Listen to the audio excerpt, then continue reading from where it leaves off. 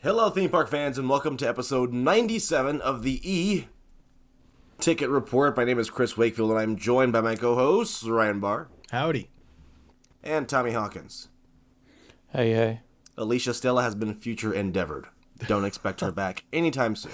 Welcome back, Chris. All right, I've been doing a lot of travel. I've had a ton of travel over the last few months, and some more coming up soon. We're going to talk about that in a second, but first, Epic Universe is close to being open. We're about 6 weeks out from the opening of Epic Universe, Universal's Epic Universe. I still can't believe they stuck with that name, but that's a whole different topic. Yeah, a couple of days ago, we got media previews for the first time, and I was refreshing YouTube yesterday, waiting for new videos to come in from these influencers and lifestylers and quote-unquote media people. What are our first impressions, Ryan, of the media previews for Epic? Well, I'll just say first, I'm not going to show any of the videos or photos the media might have shown yesterday on their own channels. You can go find them where they have them. But we had a spoiler cast last week with Alicia, so you can watch that, and that will clue you in on some spoilers. But this is going to be mostly spoiler-free. We're going to try to be anyway. But from the most part, it looks like the media had a fun time. Hopefully they got to do everything they wanted to. I mean, seems like they would have because they were privately guided around and in groups, but there was a lot of them. But also they got to ride Ministry, which nobody else really so far during previews has, except for the actual project team on Ministry. So that was interesting. And why is that? What's happening? Explain that. Why is that happening? Well, the ride has had some struggles getting up to speed due to the size of the vehicles, which can't be understated. These vehicles are massive, like bigger than any vehicle I think I've ever seen in a theme park. Bigger than Universe of Energy? Oh, yeah. They're like the load section's like 16 feet from the ground. So where you're loading is 16 feet above the ground.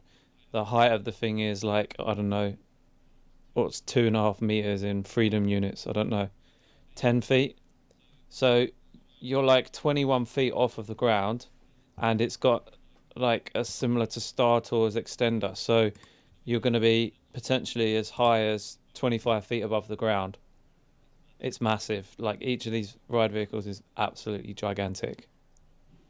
Yeah. And they're having issues introducing each one into the track while in show, of course.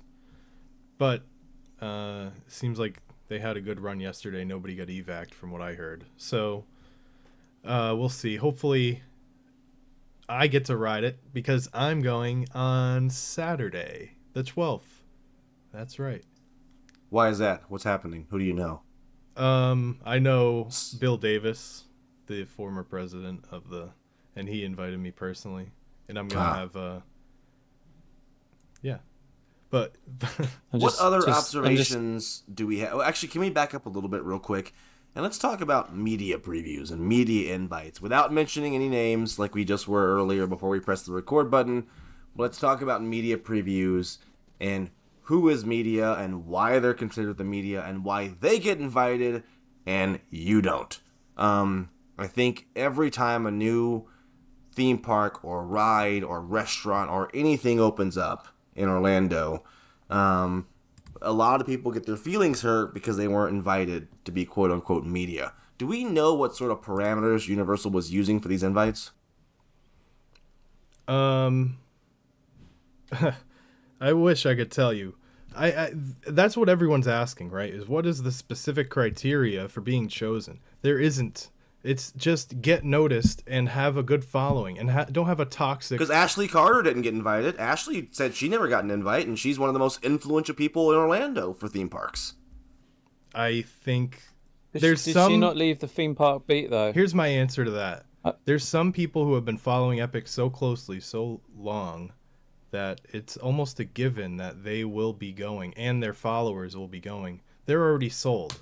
They're trying to reach, I don't want to say the normies, but they're trying to reach a different audience than the people who are guaranteed to come. the kind of people you get in are not necessarily the. From my experience, you're gonna want people that have got nice, healthy followings, in that maybe anything from 15 to 300,000 followers mark that cost you nothing, right? We're not talking about your people where you've got to pay them X amount of $1,000 to show up and make a video for you about your brand new theme park. These are people that are free, but that have got healthy followings. Now, I'm just looking. First one that came up that I saw, PC Dev. This guy's got, let's have a look, 185,000 subscribers, right? He posted his video yesterday. He's had 250,000 views of his Our First Look Inside Epic Universe, okay?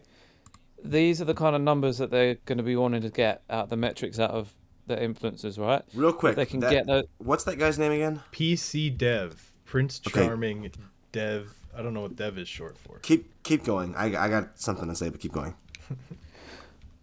Like, and I'm just saying this from my job in social media management is like, I don't give a fuck about who these people are, but a lot of these videos I'm looking, they've got 50, 60, 70, 80,000 views, and not necessarily 91,000 views 18 hours ago. Even Disney Food Blog, which you wouldn't kind of expect, on their video they posted it 3 hours. They've got 3 hours ago. They've got 12,000 views, right? So they're looking not necessarily at all the same. They're trying to carve up the different areas with these different. They've all got slightly different markets and very slightly different follower bases. So I can see why they've done it. But just going back to the Ashley Carter point, I'm pretty sure she left the theme park beat. Right. I know she still talks about stuff, but it could be something as simple as that they just thought that she's now done with that. This PC Dev guy, I'm sure he's a great guy. As I was looking for videos yesterday and updates, I'm refreshing YouTube from my couch yesterday. I've come across his video, Our First Look Inside Epic Universe, blah, blah, blah, blah, blah. I clicked the video. Can I talk about something that just maybe irrationally pissed me off about this video from this guy and the rest of his videos? Again, sure, he's a great guy. From a content standpoint, it was annoying. He's walking in through Epic Universe and is talking the entire time. Shut the fuck up and let us experience the park. He's talking about what he had for breakfast and when he woke up. I don't care, dude. Shut up. Let us hear the background music. You're there. We are watching this video. Not because we want to know what you had for fucking breakfast, but because we want to live vicariously through you. We want to be put in your shoes in that moment and watch the video. Well, you creators have to be quiet in these videos. Just be quiet. We don't want to hear your voice, okay? Just let us live in the moment in the park. Let us be in the park and shut up. Okay, but you can't get paid if you have copyright strike. Shut up! I don't care. Then turn it down. Then pot it down when you edit it. I don't want to hear about what you had for breakfast and you woke up at the hotel and the water was kind of cold. No, I'm not. No one clicked on that video to learn about that. We clicked on the video because we wanted to see what it looked like and what it sounded like me put in that moment. I hate it. It's ego. Okay. It's just ego. No one cares what you ate for breakfast, dude. Shut up. It's annoying. Okay. I made it through 2 minutes of it and I turned it off. Anyways, I'm sorry. That's my rant over. Sorry. There's probably a lot you could rant about if you watch more of his videos, but... Anyways, I'm sorry. That was just... I'm sure you're a great guy, but PC when Dev. you just... Shut up. Just be quiet. That remains to be seen. But what the point is, I'm seeing videos that, again, anything between 10 and 250,000 views, right?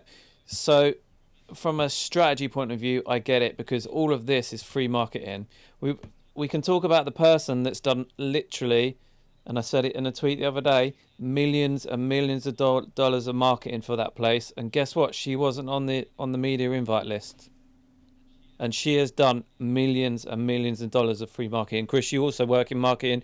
You know what I'm talking about. The amount of money that they've saved having Alicia Stella write article after article, well, video not after just that. video. It's that she's breaking through past the bubble. She's breaking out of the bubble and is getting national coverage from local outlets and select markets that normally would never be reached. And as much as, yes, it breaks NDAs, yes, they don't like it, no, they don't want every motherfucker in the world releasing secrets and all the rest of it, there is no harm that has been done by responsible people like her that have just shared the odd secret, shared the odd rumour every now and then. It's done nothing but good for this park. Nothing but good. Because at the very least, it's got people talking about it, right? We knew How to Train Your Dragonland. People were talking about How to Train Your Dragonland. We had a bit of a joke last show that you wasn't on, Chris, where I was making fun of the fact that you was like, oh, why is this IP in this park? But the point is, people were talking about this IP, and now it's opened, and I was saying, don't be surprised if it's not a sleeper hit. People like it, and people love it. But the point is, we were talking about this park the past 4 or 5 years, and none of those people that got invited yesterday had any of this information. They just showed up, got the cameras out, and were like, oh, isn't this great? Isn't this great? Yeah, it's a harsh game to play.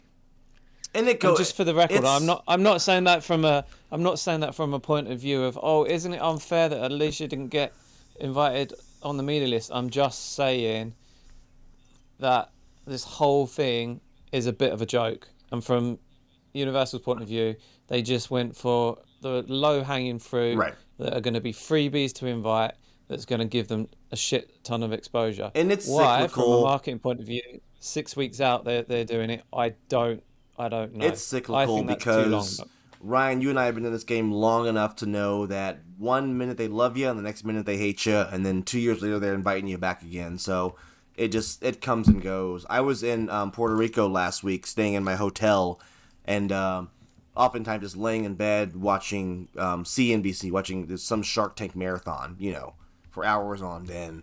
And every commercial break on CNBC, they were pushing. I think the Shark Tank block was brought to you by Universal's Epic Universe. They're pushing it hard. Very hard. So we've got this national tour, haven't we? This 10 meter tall fake Kronos that they're touring around. Yeah. Does this stuff push the needle? Does it help?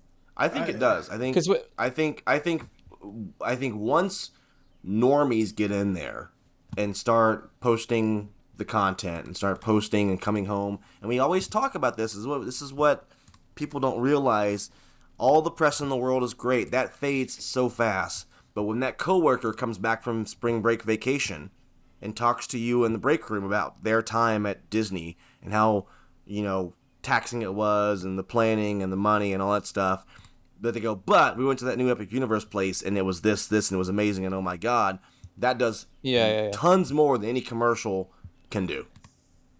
But the commercial is the top of funnel marketing, right? Yes. It's catching that new market, that new audience, yes. right? All of this other stuff, all of the stuff we were just talking about, that's that stuff in the middle. That's the capturing the loyalty and all the rest of it, the existing customers, selling it to them. So all of the media day yesterday was about selling it to the people that at some point will be coming back to Orlando, and this is just pushing them over the edge to make that booking for this year where they might have waited until next year or whatever. But to me, I find it quite interesting what they're doing about that top of funnel stuff, trying to get those people. I've got no doubt that they're running adverts in British cinema, because that's something that Universal like to do quite often. I've been to a few movies where it's been a Universal Orlando advert to get people hooked in that way as well. So now they've got the park opened to the point where they can show the park on these videos. They're going to get some new faces coming through the door, I think. Yeah, totally. Anything new for Epic? I watched Monsters Unchained, part of the spoiler video. I won't give my thoughts on it yet because it's just a video. Well, no, I'll say I was very impressed. I know anytime anything new opens up, we have this initial wave of, oh my god, it was so great, I'm crying, I'm in tears, you guys, this is life-changing. And it can be something as simple as the Epcot frickin' music in that shopping mall they built. When you all got back and were like, oh, I was crying, I was in literal tears over the music. So we have those overreactions, and then we have the opposite side of the spectrum where someone's trying to be too cool and is like, well, it was okay. Don't get your hopes up too high. And as always, the truth is somewhere in the middle of all that. Yeah, no, there's been, and I've been trying to avoid it, but there's been pretty much persistent and consistent positive reviews on that ride from people that you trust. But also the same could be said of those people that got off Ministry of Magic yesterday, people that I respect like Clint and Seth Kabersky, basically saying this is the best dark ride going right now. And yeah, they use it. Yeah, they've just got off the ride. They've got that post ride, new ride buzz.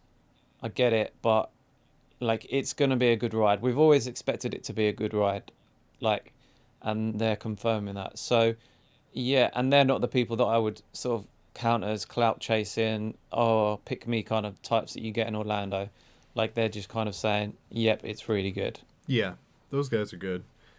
Yeah, I don't have a problem with anyone that made it to the previews. Honestly, personally, but we also got new looks at the park at night.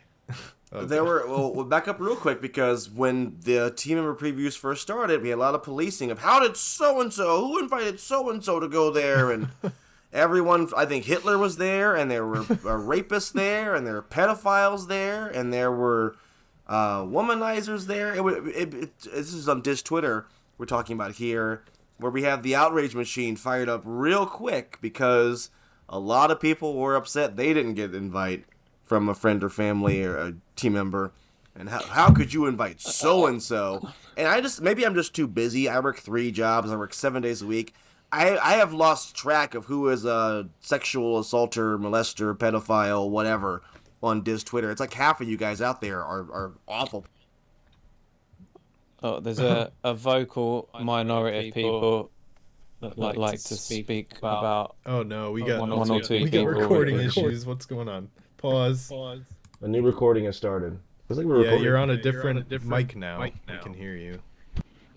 We can hear your echo. I mean, now we can't hear you. Oh boy. I'm gonna have to pay for Final Cut Pro to edit this.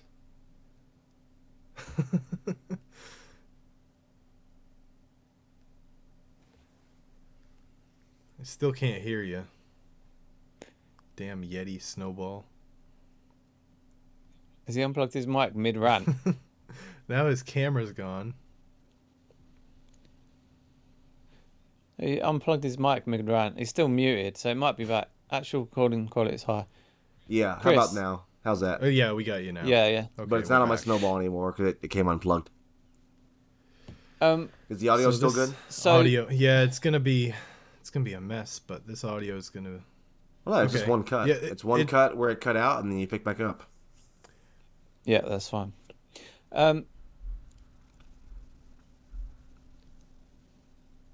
Yeah, there's a minority of people that are very, very vocal, but also, to me, there was a lot of gatekeeping going on. Like, oh, how dare these people come to our precious park? This is my safe space. Da da da da da da. I don't get it. I just don't. I don't have time again to keep track of who's who on Diz Twitter and who got an invite and who didn't get an invite and who's cheating on their wife and who's not cheating on their wife. I don't know how y'all have time for all this stuff. Y'all are crazy, man. It's just theme parks.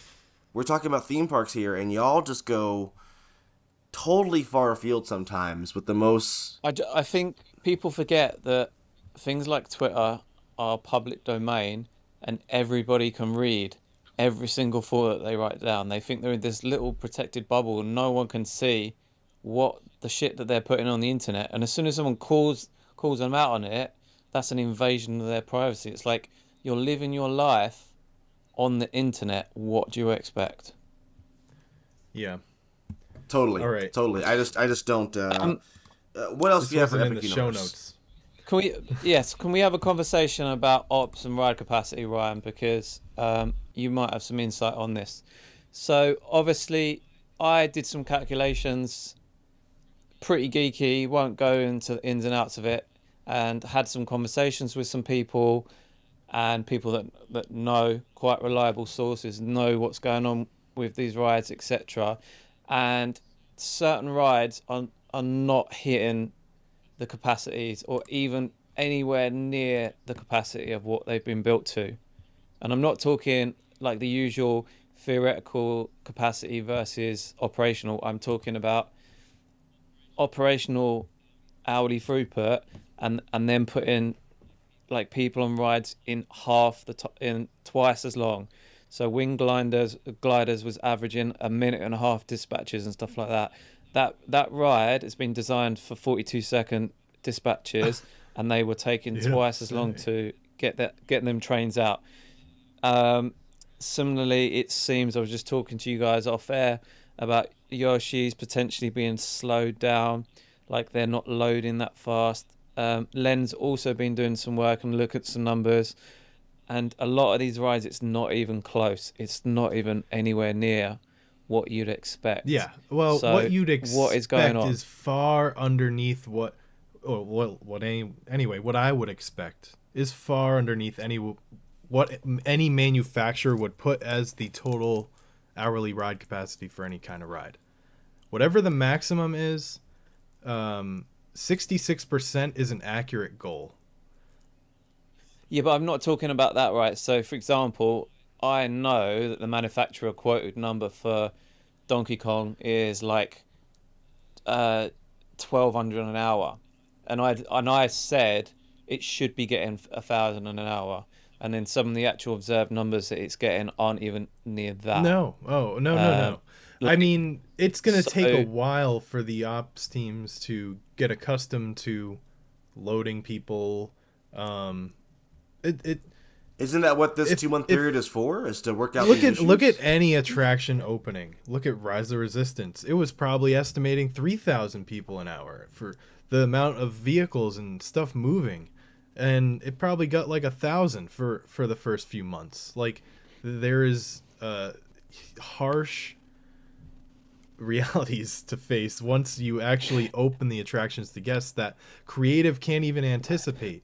Like, little things like the amount of time it takes to walk to the vehicle, and the amount of time it takes for people to sit down, and the amount of time it takes for the TMs to check their restraints and all that. Like, they don't time that stuff when they're timing the ride vehicles in the stations.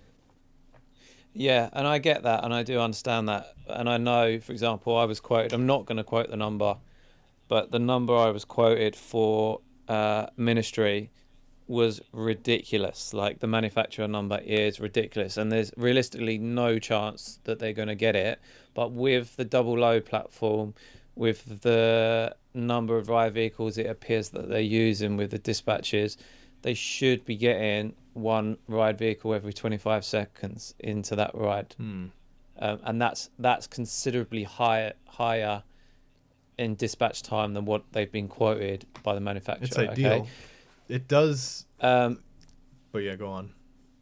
No, I was going to say, and obviously they have done lots of stuff within the designs to ensure that this kind of stuff is helped. Like, for example, but Ministry has got a double load, Wing Gliders has got a double load. We're not talking about like things that someone like designed badly and went, oh, I wish we'd done it like that, and like they thought about these things, but at the moment the ops are just not there.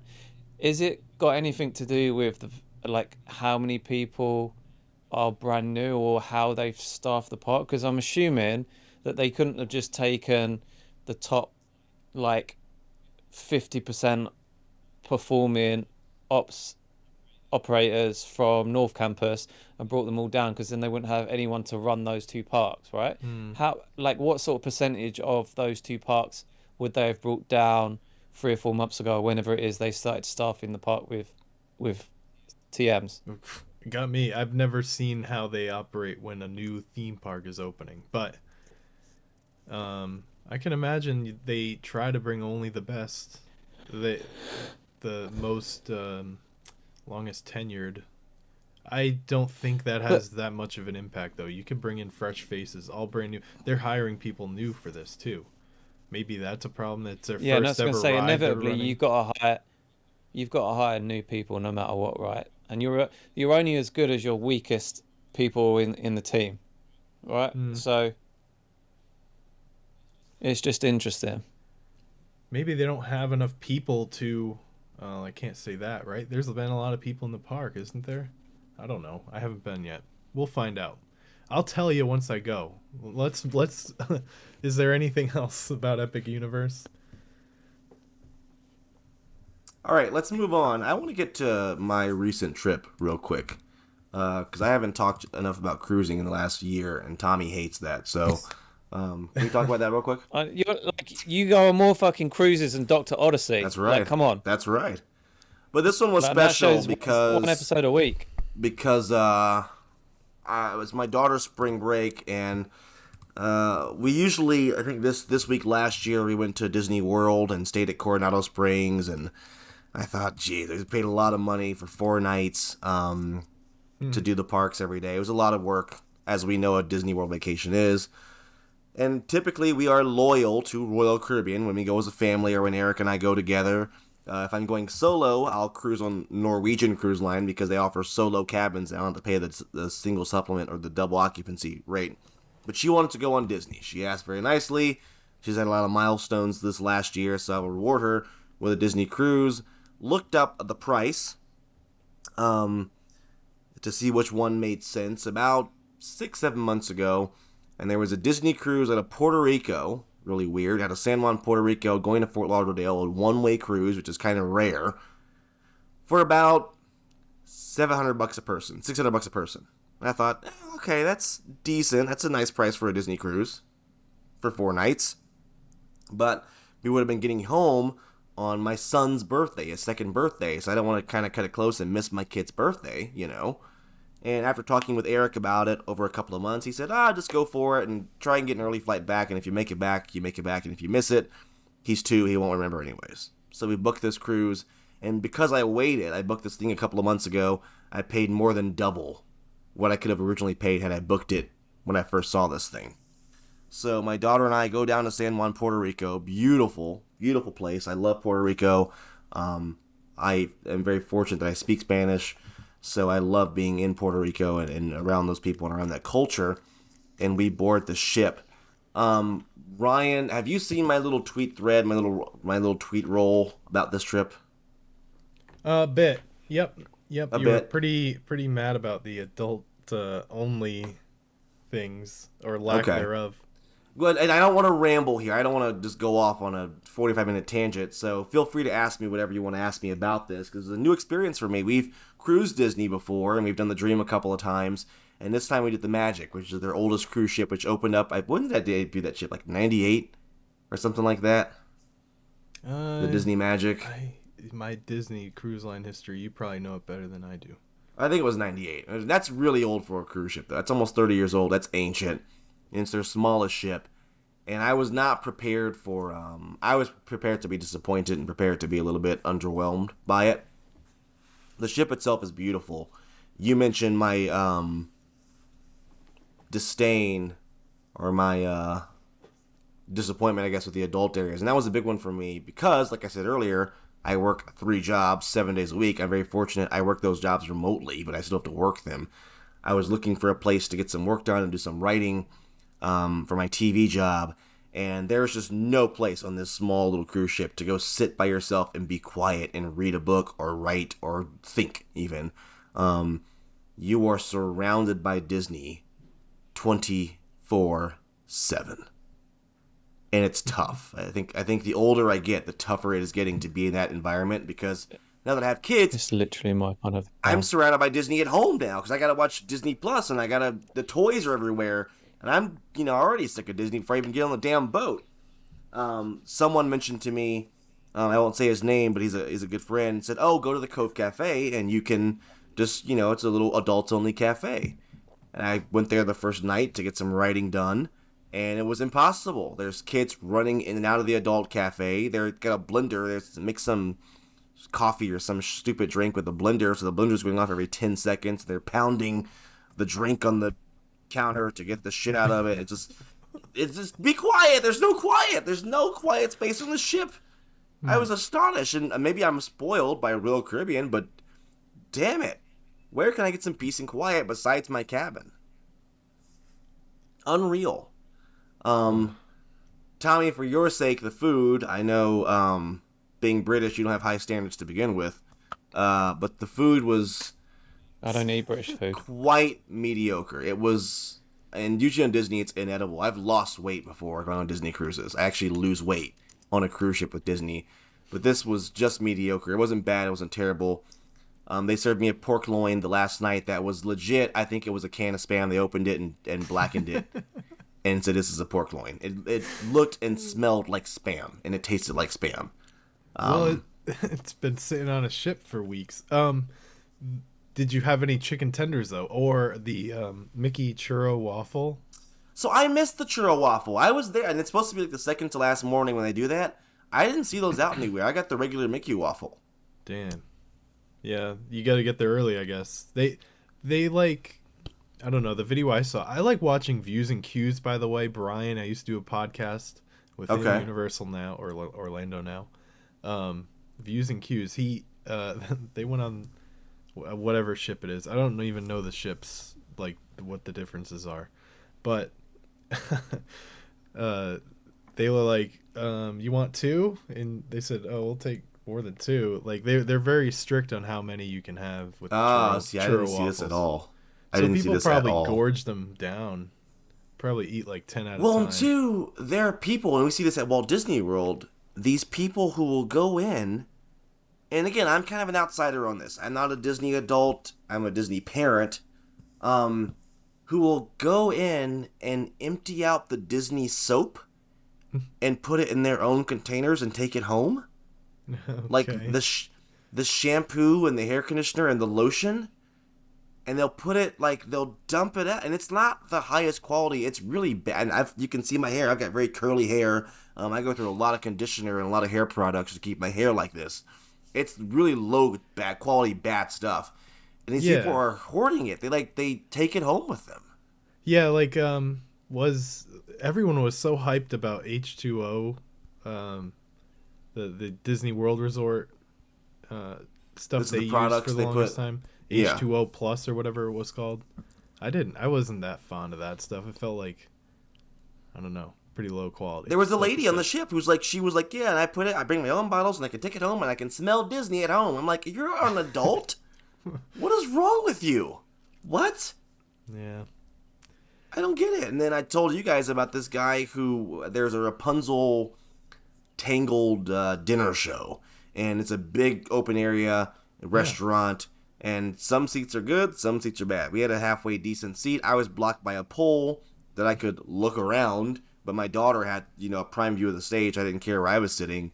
And this man was at guest services, literally, I'm not exaggerating, stomping his feet and crying tears because he didn't have a good enough view of the Rapunzel dinner show on the kids' restaurant.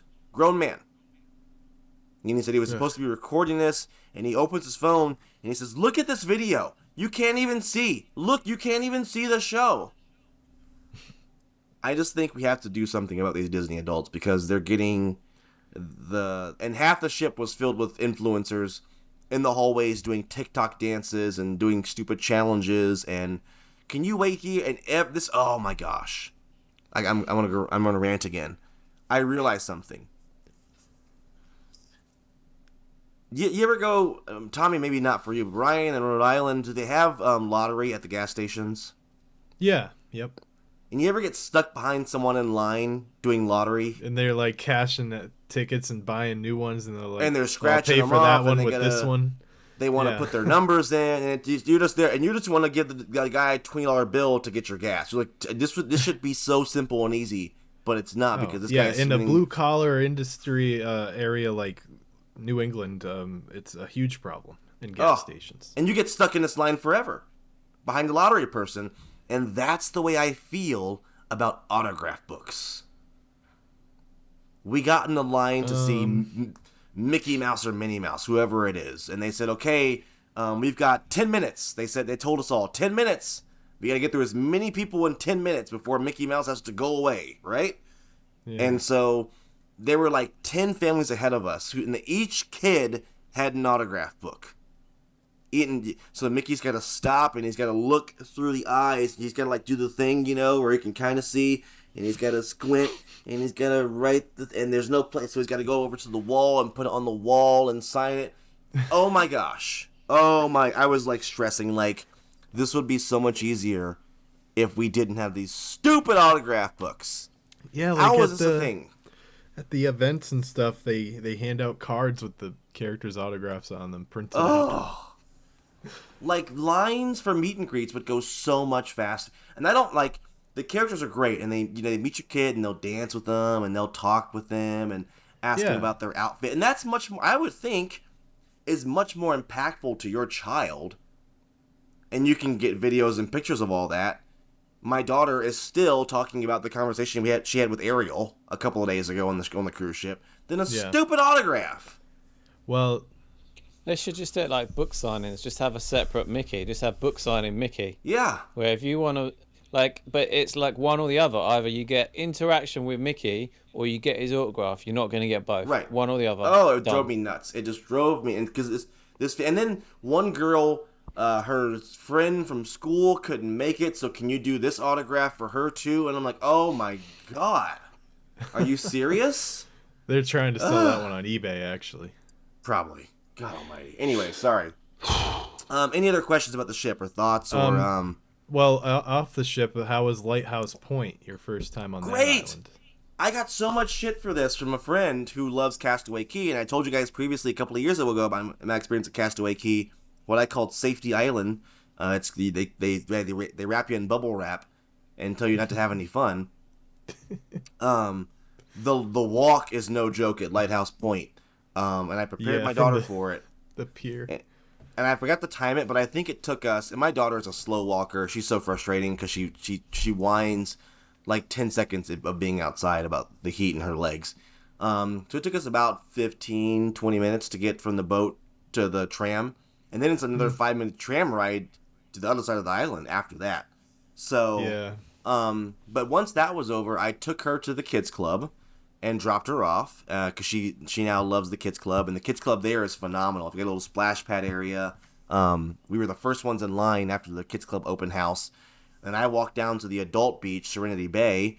They poured me a very generous Long Island, and I kind of sit out there with my drink, and I was FaceTiming a friend from the island. I thought it was great. I thought Lighthouse was miles and miles better than Castaway. The beaches are better. There's wildlife, ocean life, marine life. There are a little bit of waves. There's no breaker breaking the waves from getting to shore, so you get some wave action out there. It seems more remote too. There's like a jungle behind you, and at the adult beach at least. So. Yeah. Overall, I am a big fan of Lighthouse Point. There's like an old fort that you can go walk to and explore. Yeah, it's a walking trail. The food was decent, not great, but decent. Again, it's Disney, so there's a much bigger splash pad area for the kids. If you go look at the splash pad at Castaway Cay, it's just pathetic. It's like something you find at your local park almost. But the one at Lighthouse Point was great, even though a lot of the water fixtures there were broken already. They were not operating. They were broken, but the slides are good. They got one slide there that rips ass. And the kids splash area, like it's like a figure eight almost, or a turn. And the way it's designed, you pick up so much speed in this turn. I flipped over twice, and I'm a full-grown adult. So that's fun. They just eat a freshwater pool. Eat on Lighthouse Point? Is there? Yeah, it's a standard barbecue lunch, just a standard ribs. Was there flies swarming the food? No flies.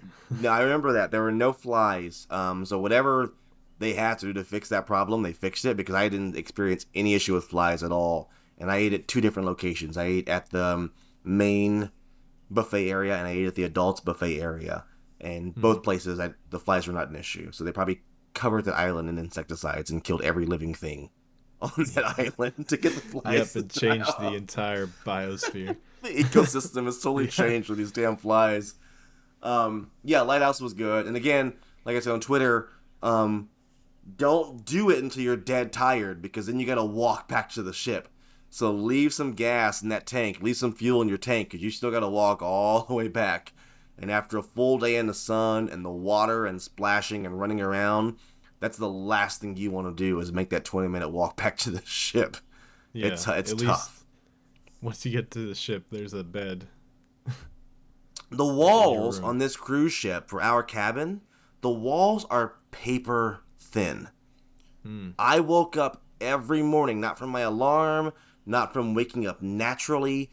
I woke up every morning around 7 o'clock because there was kids up and down the halls running, and we had a pretty loud cabin next to us with a big family, and just them being in the hall, just all filing out of their room and getting their bag and stuff, that was enough noise to wake me up every single morning. The walls are paper. I could hear the cabin behind us and to the sides of us. That's how loud it was. We had an inside room with no window or anything. Right, Jesus. The pool. Okay, last thing. The pool. Tommy, you're a lifeguard. Tell me, why do they close the pool every hour? What do you mean close it every hour? Every hour. Every hour, they would blow a whistle, and they would have everyone get out of all the pools in the ship. And the hot tubs. Even the splash pad with, like, Donald Duck spitting out water, like little... They would turn the water off on that. For how long, and what did it look like they would do? 15 minutes. But what did it look like they were doing in that Nothing. time? The water was never drained out. They weren't cleaning. They weren't looking for dead bodies. They was just like, we're taking a break, y'all. And they would and the lifeguard would stay there. Well, it could be that. It could be that they have to take a break. No, it could be that. Well, it could literally be that. If they've not got enough lifeguards, if they've not got enough to actually rotate, because if you take... But he would stay there and do his rounds. He was performing the same way he was as if people were in the pool. Well, maybe they can have less people guarding when there's nobody in the water and it's closed, and then some. Well, then leave them closed all the time at that point. It made no sense to me. If no one's in the pool, for me, for the qualification in the UK, you can only do, I think it's 90 minutes before you have to have a minimum 15-minute break. Like, you cannot be actively lifeguarding a pool with people in it. So it could literally just be that. Yeah. But and I would expect what most people do.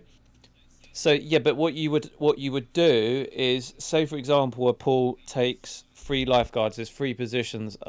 There's 3 lifeguard positions. You would have 4 lifeguards, so one's always out, and you just rotate through, right? So did you see much of the same faces all the time, or did it? Because like if you were watching every hour that they were changing it, did it look like the same kind of similar faces all the time? I wasn't paying close enough attention to that. I wasn't. And then again, Disney is marketing itself as a luxury boutique cruise line, right? So if I'm paying top dollar, I expect the same kind of service and response. Royal Caribbean doesn't do that. Carnival doesn't do this. Norwegian doesn't do this. Celebrity does not do this. Virgin doesn't do this. Disney is the only cruise line, for whatever reason, that will close their pool every hour for 15 minutes. And it's frustrating because, we go to our cabin, get our swimsuits on, and we pop upstairs to get in the pool, and you're in the pool for 2 minutes, and boom, whistle, get out. And then what happens? Everyone rushes, to find chairs, and there's not enough chairs, and the sun's out, it's blazing hot. The ice cream line gets super long, so there's nothing else to do, so let's go get ice cream or pizza. Those long lines become super long. Then you're waiting 15, 20 minutes for that. It was just chaos every hour, and you never knew when it was going to come. Do you think that it actually puts people off staying for a long time? It did me. It did me. Like, because again, and the whole theme of this is that I couldn't relax. You're on vacation. You want to get in the pool, and all of us were always looking at the lifeguard like, and you couldn't just unclench and just like, whew, because you never knew that whistle was going to come. You never knew. We were all just waiting for it. And they blow it and you go, here we go. And we'd all file out. Insane. We're at 45 minutes into the recording now, so I'm just going to go grab my whistle and blow it. We're going to have a 15-minute break. 15-minute break. And then Everyone come back. Stop. Even the splash. Why are you closing the splash pad? There's water. It doesn't even pool there. There's no risk of drowning. Anyone listening to the show now, go make a coffee. Go to the loo, whatever you need to do, and we'll be back in maybe 15 minutes. It could be any time, according to what Chris is saying. Like, the whistle could blow again any minute now. We just don't know. Like, could you go take a break and imagine just be prepared. Trying to relax in that kind of environment? No, I can't imagine trying to relax in that environment, but you went on a Disney cruise. The optimum word, the two trigger words for me of why, like, I don't equate them to relaxation are being trapped on a boat and being on a boat with Disney people at the same time. It's literally a double whammy for me. Like, I can't think of anything worse. And one of the worst things as a parent is when you can't explain to your kid why something is happening. That's frustrating, you know? And we'd get in, and my daughter would be so disappointed and so upset. And she'd go, why is this happening? Go, I don't know, honey. I honestly don't know why they keep doing this. And like 2 or 3 times, we got up there, found our chair, put our stuff down, get in the pool, 2 minutes, boom, we're out of there. Why? If every other cruise line doesn't have to do this, why is Disney doing this? Yeah. I literally think they're nickel and diamond on lifeguards, and they've only got enough to man the exact number of positions. So the only way they can get around that is by shutting the pool so people have their mandated break with no one in the water. It's nuts. That's the only thing I can think of. Yeah, that's the only thing or that they have to clean it, but nope, they never drained chemicals. Never or they have to put that's not like a chemical in it. No, that's not how it works. No. No. That's not how pool and plant rooms work. That's a continuous process. Yeah. And they would probably do it at night anyway. It's like most modern pool systems. It's just automatically adding the right amount of chlorine that it needs. And there were so many issues like this on the Disney ship. There were so many issues like this. So like the main theater has a bar on each side of the theater, right? A bar and a bar, okay?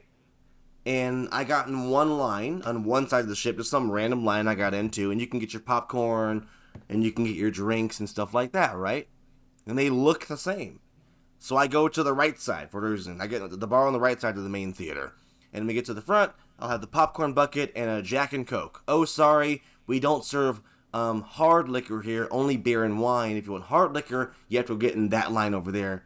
What? What are we doing? Why? Disney just does this stupid shit to frustrate you. I swear to God. And it was that all, like, little shit like that all week long. Yeah. Can't Nuts. say the adult pool section, the adult pool section closed every day at 10 o'clock. Adult pool and adult hot tub. You are on vacation. You are paying twice to 3 times as much as you would for the next best cruise line. And you can't get in the hot tub after 10 o'clock on your vacation? Why? Why? It made no sense.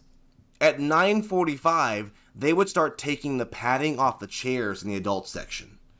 At 9:45 p.m., they were like, go take your ass to bed. You got a curfew. We're on vacation. There's nothing else to do. Well, go to the bar. I had the we had the late seating because we booked this cruise very late in the process, so we had the 8:15 seating. You're not getting your food until 8:30, 8:45. You're not getting out of that dinner until 9:15, 9:30. Easy. By the time you take your kid to the kids club and drop them off at the kids club for the night session, you're gonna get to the pool at 9:45, 9:50. You got 10 minutes to relax. Then you're done. They close it up. No other cruise line I've traveled on does this. These stupid little things Disney puts in, and then I don't know if it's in the name of safety or saving money or what, but it's just it's own goal after own goal all week long. It's got to be a combination of everything. Like, it's got to be, yes, save money. It's got to be, you just described a grown adult having a regress into a toddler-like tantrum, right? It's got to be a combination of nickel and diming and some stupid fucker at some point has done something stupid that's forced Disney's hand to introduce some stupid rule because someone has done something that you wouldn't expect that would be that idiotic. So then they're like, oh, right, looks like we've got to do this. And because they are Disney and because everyone wants to sue them, and it couldn't possibly be a grown adult's fault that they did something really fucking stupid. 10 p.m. on vacation. Can't get in the hot tub. You're on vacation ridiculous. On the high seas, and there's no hot tub after 10 p.m. One last thing that frustrated me. The kids club. So we had a day in Nassau, Bahamas, right? My daughter does not like Nassau, Bahamas. There's nothing to see there. It is scam person after scam person trying to scam you out of your money on that island. It is not a fun place to be, really. So we don't usually take her off the ship in Nassau. I thought, great. I'm going to book an adults-only day resort. Get a day pass at an adults-only resort. I'm going to go actually get in the pool for once for more than 10 minutes at a time and have a drink. And have a dad day, right? Take her to the kids club, drop her off in the morning. And I said, okay, here she is. And we've done this before. Eric and I have done this before where we take her to the kids club and we go off in Costa Maya or wherever and we go to a resort and have a parent day on vacation. Because on Royal Caribbean, on Carnival, on Norwegian, on Celebrity, when your kid is in port or in the kids club on a port day, they'll feed them lunch.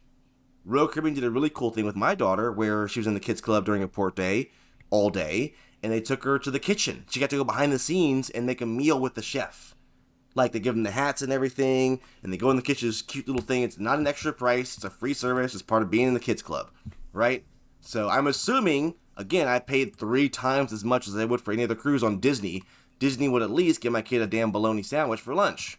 I asked them at drop-off, hey, so you guys have lunch, right? Oh, no. You got to come back and pick her up and feed her lunch. What? Huh? Are you serious? So I had to cancel an excursion I had already paid for. I had to cancel it. I couldn't go. Damn. Couldn't do it. I could not do it because I had to come back to the ship around noon and feed my daughter. I think, like I'm just going by what I know from like Cabana Bay's got like a kind of dinery thing where there's like you can buy all sorts of food, like almost like a mini mart. Yeah. Have they not got like a? Could you have given that option of like gone? Oh, let me just run to the to the mini mart and get a sandwich and some stuff, and you keep it in a fridge and give it to her at lunchtime. You can't bring food into the kids club. They were like, no, can't bring food into the kids club for fuck's because they're sake. out. It's completely different from school. On Lighthouse Point, they fed her lunch in the kids club in the kids area on the island. They fed her lunch. But on the ship, they can't feed her lunch. And that's what I mean. It's a stupid rule after stupid rule, and they are all designed. The consequence always ends up you having a worse vacation. You having to do more work. We were walking around the lobby one day.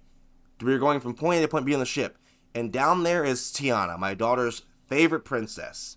Let's get in line, because on a Disney cruise ship, if you see a character, you just hop in line and you get to meet them. And that's it, right? We've done it 1,000 times before. Here's Tiana. We hop in the line. We get there. The guy goes, where's your reservation? I go, what? You can have a reservation to meet her. Huh? What do you mean? But for whatever reason, this arbitrary princess at this arbitrary time required a reservation. And that happened 2 more times on the ship with Cinderella and Belle. For them, you need a reservation. Own goal after own goal. Stupid. I always take the piss about your cruise reports, but at the end of the day, what it comes down to is our conversations when you go on these other cruises like Royal Caribbean are pretty short because you're like, oh yeah, it was good, I had a really nice time. End of. Like, what pisses me off about your cruise report is not you or anything you're saying. It's the fact that it's Disney and it's the same bullshit all the time. But you keep going back, and I don't understand. Like, why do you keep going back? This is our first Disney cruise. Because it just sounds shit. This is my first Disney cruise in over 2 years, and I have. Hey, Tommy, I got a 6-year-old who loves Disney. Did you know that? Did you know little girls love Disney and they want to meet princesses and they want to meet Mickey Mouse? And as a parent, when that little kid looks at you, you go, you know what? I'm going to hurt a little bit, but it's worth it. because you have a kid. But I feel like I get. And there's no substitute. Part, I can't take her. I can't take her to Walmart Disney to do a Walmart Disney cruise. There's only one Disney. There's only one Mickey Mouse, and he's on that ship. Yeah, but I would just take the hit and go to Disney World and just stay off resort. Oh, like, no, honestly, that would be a worse time. That's even worse. Then I gotta pay for my food. World. I gotta pay for my food everywhere. There's even more planning involved. It's gonna be even more expensive. Yeah, I gotta walk from ride to ride to ride. It's even more work than going to Disney World. He started with the discussion of how he stayed at Coronado last year, and it was a ton of money. It was stressful. I wouldn't stay at Coronado. I gotta get on that stupid bus and ride back, or I gotta get a rental car and drive everywhere back and forth. I gotta pay for parking every time I go to the damn park. Are you kidding me? Come on. See, that's the thing. You've never been on a cruise, so you don't know how easy it is to just dump everything out of your head and forget about life for a little bit on those cruise ships. Everything is done for you. The cooking, the cleaning. You don't have to open your wallet every 5 minutes like you do at Disney World. It's just done. But Disney still manages to create these unnecessary hurdles. And 2 years ago, it wasn't like this. And anyone who cruises Disney will tell you this. 2 years ago, it was a lot more simple, but they're integrating more of these rules from the parks now into their cruise ship line. It's creeping in. The nickel and diming is creeping in. Yeah, but you weren't happy 2 years ago, so it's got even worse. My biggest thing 2 years ago was the food. The food being inedible. And again, when you have a kid, sometime, and I vacation, literally I go on 6 cruises a year on average. So I can take a hit one time a year and go on the Disney cruise if I feel like it. That still does not excuse Disney from creating hurdle after hurdle. It was a fun time. I also said it was the best service I've ever had in my life. The Disney cruise service is second to none. They're always on top of things. The amount of times I was walking toward a door and I had a popcorn bucket and I'm holding my daughter's hand and I got a bottle of Coke and someone popped up out of nowhere and opened the door for us with a smile on their face. They do stuff for you before you even think about it. It's amazing. Yeah. Or there was one time where my daughter and I were just hanging out, like we were waiting for a show or something to happen, and a cast member came up behind us and said, "Hey, come here." Tap us on the shoulder, right? I said, "Come here." And they went to my daughter and said, "Come here, follow me." I'm like, what the hell is this? And they take us down a hallway and this and that, and we open the door, and here's Mickey Mouse in his Sorcerer Mickey costume. He's just hanging out. Do you want to meet him? Oh, okay. You're not going to get that in a theme park, Tommy. Yeah. The service is second to none. I gave it, I think, a 6 out of 10. When all is said and done, a 6 out of 10. But for what I pay for Disney for this cruise, it's got to be a 10 out of 10. If you're going to charge top dollar, you got to deliver top dollar. And they just don't do that. And it's not because they can't. It's because they are so obsessed with creating rules and boundaries and barriers. And just, Royal Caribbean, their motto is like, get on this ship and have a fucking blast. And we're not going to stand in your way. Disney is the exact opposite. Disney wants you here at a certain time. They want you to do it. Just like at the theme parks now. And whoever is in charge, I can almost guarantee you came from theme parks and is trying to integrate more of that strategy into their cruise line. And it's going to backfire. Unreal. Good trip report. Any other questions? Sorry to rant. Sorry to be overly negative. We love Puerto Rico. We took a private tour guide to the rainforest. My daughter and I did, which is a big thing for her because she hates hiking, but she did it with me. And we got absolutely murdered in the rainforest. One of the worst rainstorms I've ever been caught in my life was in the middle of the Puerto Rican rainforest. We had a blast, though. It was really fun. So I was looking forward to Puerto Rico more than I was a Disney cruise, if I'm being honest with you. Ryan, my notes aren't loading. What's next? We're running on time here. Buzz Lightyear's Space Ranger Spin is getting a refurbishment. How do we go from this to Buzz Lightyear? Oh my God. What are you, Tim Grassi? Was there some new zebra born in Animal Kingdom? Breaking news. Listen, Buzz Lightyear. This ride has been unchanged since 97 or 98. This actually looks kind of cool. There's a new targeting system, new guns, a new first scene with target practice. And you want them to take away those big targets, right? You want those turned off. I I don't care. I think it'll be cool to have a gun you can hold up instead of the one that's mounted to the ride vehicle thing you can't and you have jerk. to you spin around. I hope they keep the spin controls though. I want to be able to spin freely still. But yeah, I just think it would be funny if they just, all the targets that give you all the points to make you max out and get 999,999. They should just make those worthless. And that's what I'm saying. That's what I just said. You want those turned off. Yeah. Just bring down the value a bit and obviously change the locations of the ones that give you the most points. Now it's going to be easier to hit ones that are further away because you have a gun that you can just point in any direction in your handheld. So they got to make it more difficult, I think. But this upgrade is kind of in line with, because a lot of the other systems around the world have had way much better scoring systems anyway. So it's just bringing it in line with. Is it Shanghai or somewhere that's got like the most modern version? Yeah, I love the ones that have bringing it in opened line recently, and Tokyo's getting a brand new version. I don't know. I think it's still gonna be. Oh no, did they say it's gonna be Marvel? I forget what Tokyo's getting, but I love the Ant-Man one in Hong Kong. That's pretty cool. And the one in Shanghai is a new take on Astro Blasters. I guess it's got a lot of screens too. But now that we're seeing Epic Universe, do we think Disney is ready for this? Now that we've seen it, we've seen some on-ride stuff, we've seen this park, capacity issues aside during testing, let's reassess industry from an industry standpoint. Is Disney ready for this? Are they prepared? Is Cars and Magic Kingdom going to be enough? I don't think Universal's ready for it, more than Disney isn't ready for it. But that's a different discussion. I think Disney can adapt to whatever is going to come.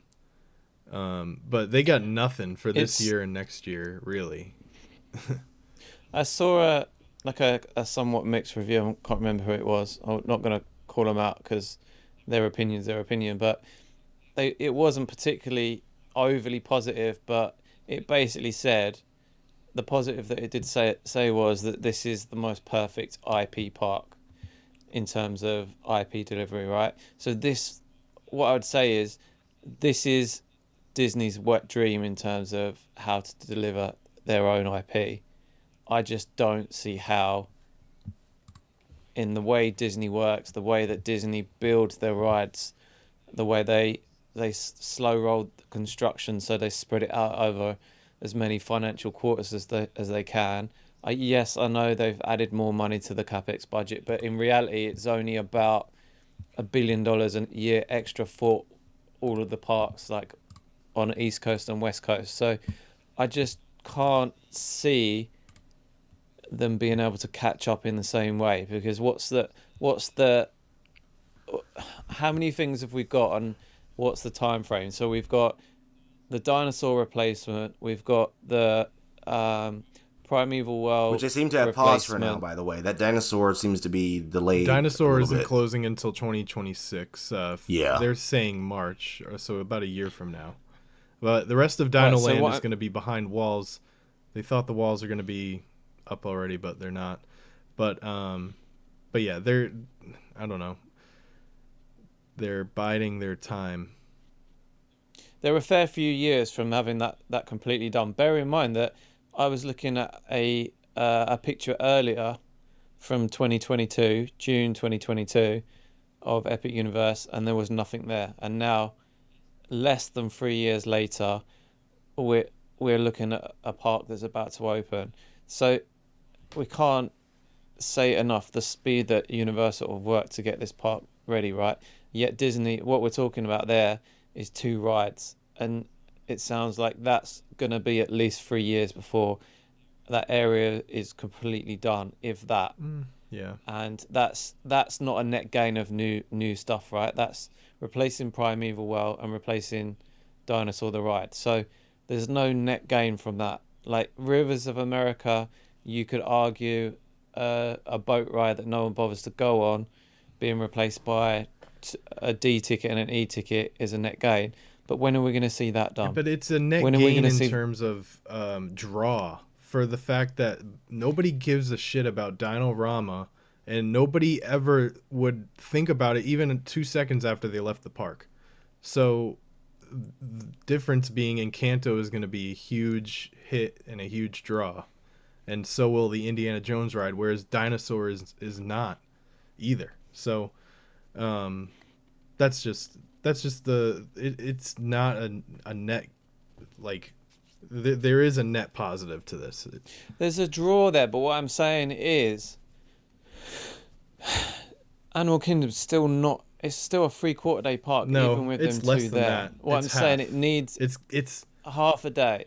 Okay, I was being very generous for 3/4 of a day, but do you know what I mean? What I'm saying is, like, from a theme park point of view, you want people to stay in as many of your parks for as many full days as possible. I don't think that's the case with Animal Kingdom, though. Animal Kingdom isn't equipped to handle a large amount of people after lunchtime. After lunchtime, the restaurants start to close. The park closes at 6, and that's it. They want people to come to Animal Kingdom early in the morning, buy breakfast, buy lunch, get out the door, go to Epcot to finish the day, or Hollywood Studios, or any of the other 3 parks. They are not interested in holding people down to Animal Kingdom, especially because they know how far apart everything is, and they're trying to bring small families in now. Okay, but look, what I'm saying is, this is 2025 and by 2030, what does Universal as a whole result, North and South Campus, in 5 years' time, what does Universal North and South Campus look like? We're going to probably have at least 1, maybe 2 new additions. If Zelda Land gets built in the next 5 years in Epic, we're going to get new stuff. We know there's new stuff coming to Universal Studios. There's potential for something new in Islands. So the net gains from those 3 parks is ridiculous, considering they've just opened a brand new park, and they're being bullish, and they know that they can't just stop now. They know that they probably need to add more draw to the existing parks that they've got. So what does Disney have in by 2030? What does Disney have? I think they have 3 new rides. 3 new rides, 4 at most, and still increasing in the amount of timeshares they're selling, the amount of hotel rooms they're building, and the amount of they've hit their threshold for, like, they can bring in way more people and still be fine. Like it doesn't. I don't see why everyone's so, like, pressuring Disney to build more and more and catch up to Universal. They don't have to. Universal has still a long ways to go. It's not even close. No, but it's not even about that. I'm not. Anyone with any realistic business mind is not thinking that Universal are going to somehow magically take the crown from Disney. But what does Disney have to do as a business to keep up? They don't have to do anything. They can stay the same, and they will reap the rewards that Universal gets, because the guests that go to Universal are the same guests that go to Disney. It's not like they're in different parts of the country. They're literally right down the road from each other. They're getting the same guests. An increase at one is an increase at the other. No, and I know in America lives in a world of, like, binary choices, and it's not as straightforward as that. But what I'm saying is, as us Brits that buy this 14-day ticket, and you go, right, 14 days, how many days am I going to spend at Disney? How many days am I going to spend at Universal? And who gets my money on them days? I'm going to tell you now, I know that I'm going to be spending more days at Universal than I'm going to be spending at Disney when I go back next year. Here's the thing. As a business owner myself, business is made on the margins. Okay? So, yes, will Disney's overall attendance be impacted? Well, actually, it is being impacted, not because of Epic, but because of Disney's own inaction. We are seeing amazing hotel discounts come out. We know that bookings are down. Some parts of the year, bookings are down by up to 20%.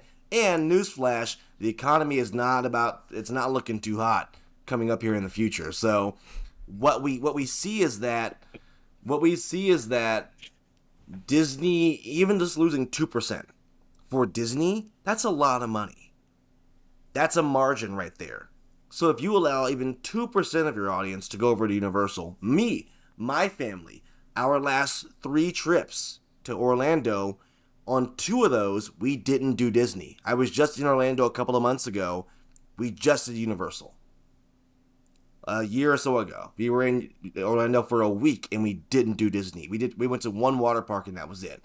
That's the kind of margin Disney is looking at losing. You take my family of 4 and multiply that by 20,000 people who go, there's nothing new at Disney. That's a lot of money we're talking about now. So are they going to catch up? No. Are they trying to catch up? No. Is Disney in danger? No. But just losing 2% of your margin when you're Disney size, you're talking about tens, if not hundreds of millions of dollars you've lost because you refuse to build new things. You talk about, well, no one really cares about losing a ride and getting a ride. That's not true. Are they tracking it like we're tracking it because we're theme park nerds? No. But that woman in Iowa is going to go, well, I did love that dinosaur ride and it's gone now. And I did love that Muppet show and that's gone now too. That shit adds up over time. Tim and I told you all a decade ago, it's death by 1,000 cuts. It's no one big thing. It's thing after thing after thing. And it adds up and you go, you know what? Money's already tight. We're going somewhere else. And that's why Disney is in danger. And then what you just said is 100% true. But if they could go, when you're saying about like the lady that likes the dinosaur, right? But we are opening so and so, and unfortunately they haven't got that, and they haven't planned for that. Totally. And 5 years ago is when they should have planned for it. And I tweeted about it earlier, right? Like back in 2020. Universal had to make a hard decision. Do we continue to build this park or don't we?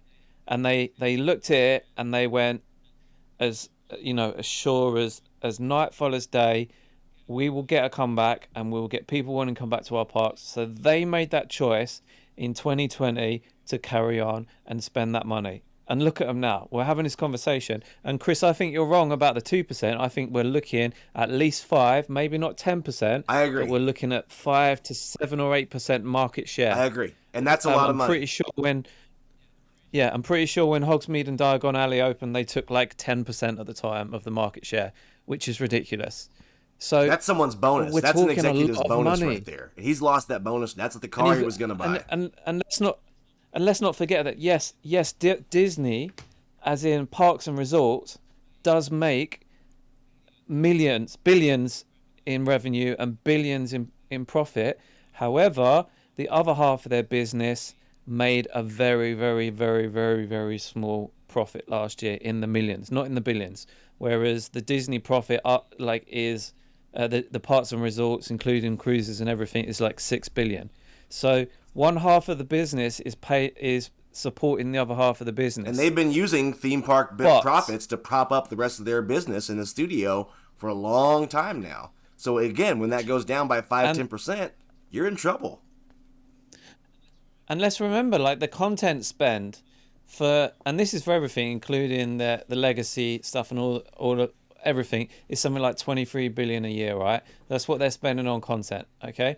So if they just decided 10% of that and an additional spend the past 5 years, we wouldn't be having this conversation because Epic Universe would be opening, but down the road, that Disney would have had this ride and that ride opened and ready to go. And the fact that there's now a rumor floating around that Disney have got something that they might announce the week or the day that Epic Universe opens shows how petty they are, and B, that all they can do is maybe dangle the carrot of announcing something that's going to come in 2 or 3, 4, 5 years. It's like, whereas what they could have done is had 2 or 3 things ready to be opening in around the same time as this park.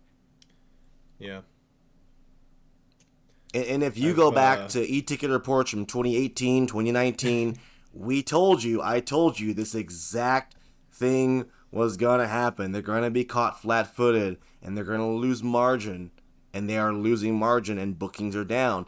Don't forget, Universal is also building amazing hotels out the wazoo that is attracting families who are staying or who are still going to Disney, but now they're taking the hotel dollar and moving that to Disney World. Oh boy! All these things add up. Couldn't all these hear things any of that. You're we lost you. Sorry. How about now? So, no. Oh shit. To carry on Chris's point about the hotels, the two hotels, Terra Luna and Stella Nova, which I thought would have been like the cheapo, the equivalent to like the cheapest hotels, whatever. They look amazing, and they're the ones that I didn't really even pay any attention. And like, have you seen the views from Helios? I know we're not doing spoilers, but if you've seen any of the pictures from Helios, yeah, it looks incredible. The whole hotel looks incredible. And I don't think that. Yeah, we can take the cynical view that all the media influencers yesterday were like, saying nice things because they felt honoured that they were invited and all the rest of it. But that bar at the top of Helios looks out of this world. It looks so amazing. When's the last time that anyone was able to gush over something Disney had done in terms of a hotel opening like that? Grand Destino Tower, or whatever it's called at Caribbean Beach. Yeah, Grand Destino. Yeah. Yeah, that's totally. Actually more impressive, to be honest, than Grand Helios. But. So on that super positive/negative, I'm all out of rants. Are you out of rants, Chris? Have you got anything left? I am, and we got to wrap because my kids are coming home. So next show, we're actually going to get a trip report from Ryan, of all people. This is going to be a banner day. It's taken us 98 episodes to actually do a trip report with Ryan. But we're going to hear all about Epic Universe. What's up, Tommy? Can we not get the trip report from the last one, and then we can hold out on his Epic Universe trip report? We're on the subject of market share. I'll be spending my other days not at Epic Universe at Walt Disney World, so I'll be going to the 4 Walt Disney World parks on the Saturday. You're a mark. You're such a mark. Friday and Sunday around the Epic Universe Day. You're a mark. Are you paying to get into those parks? Of course I am. I am paying for a park hopper so I can go to all 4 parks in 2 days, which is going to be pretty tough. But I got to say goodbye to Muppet Vision. I got to say goodbye to Dinosaur. And I got to ride Tiana's and Tron for the first time. Yeah, well, Tron's one of them. Yeah. All right. Whatever. Kind of moments. Tommy, where can we find you online? Have a lovely time.